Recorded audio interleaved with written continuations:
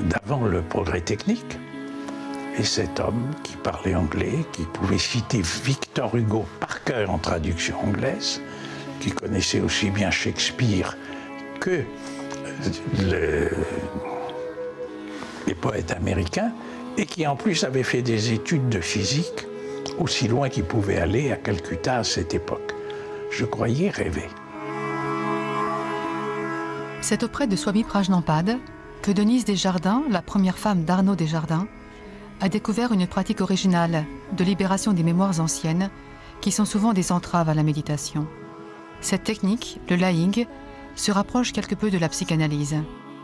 Certaines traditions bouddhistes et hindouistes attachent une grande importance à cette étape psychologique sur la voie spirituelle. Il y a une similitude de la vision de l'esprit humain.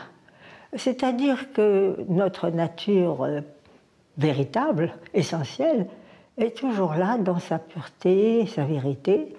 Il s'agit, ainsi qu'ils le disent, d'une sorte de renversement. Et ce que disait Swamiji, c'était nettoyage. Mais c'est le même processus. Le nettoyage de tous les nœuds qui ont été formés par des impressions du passé, qui ont gardé leur impact et leur force dynamique, et qui envoient des messages que parfois nous ne pouvons pas comprendre dans notre vie actuelle.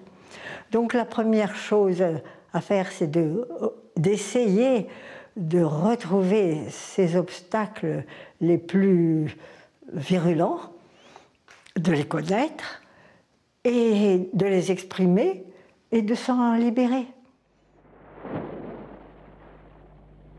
Taizen Deshimaru a introduit le bouddhisme zen en France à la fin des années 60.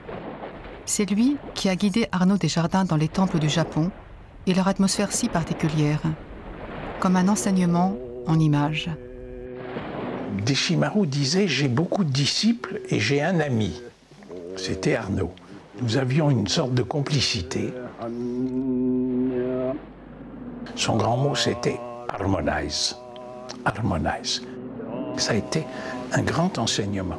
Sur le plan verbal, je n'ai pas eu des échanges poussés, mais ce n'est pas l'essence du zen. Hein.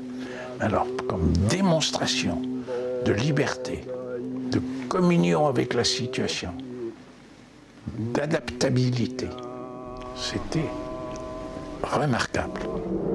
Arnaud Desjardins a été très marqué par toutes ces figures de maîtres qu'il a rencontrées en Asie. Ce fut pour lui comme une inspiration à laquelle il a consacré désormais toute sa vie. La présence d'un maître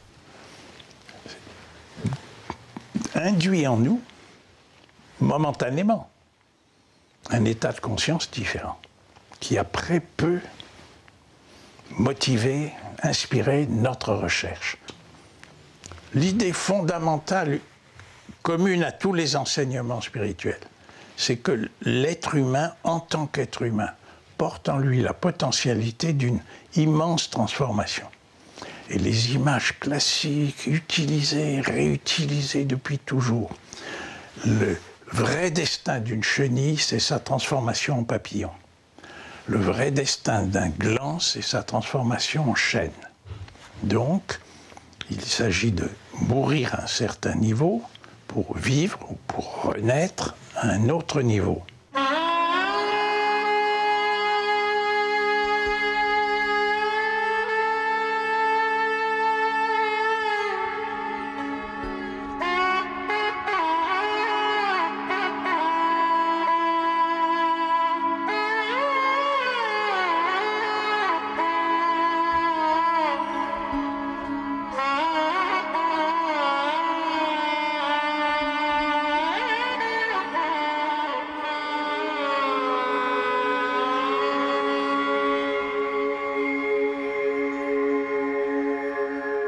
Voilà, c'était donc le premier des 2 volets consacrés à Arnaud Desjardins. Nous retrouverons la seconde partie la semaine prochaine. Voici d'ici là quelques propositions de lecture. Tout d'abord, parmi les très nombreux livres écrits par Arnaud Desjardins, nous vous proposons Retour à l'essentiel chez Pocket Spiritualité. C'est l'un de ses derniers ouvrages tirés de rencontres effectuées lors d'un séjour au Québec qui offre une synthèse de son expérience sur la quête de la sagesse pour une spiritualité pratique du quotidien. La transmission selon Arnaud Desjardins de Gilles Farcet aux éditions Le Relier. 25 ans d'échanges avec un ami spirituel où l'on apprend comment Arnaud Desjardins enseigne sur la quête spirituelle. Les nœuds du cœur de Denise Desjardins aux éditions La Table Ronde. Il s'agit de 15 expériences recueillies auprès de pratiquants cheminant vers la connaissance de soi et cherchant à identifier l'origine de leurs difficultés psychologiques.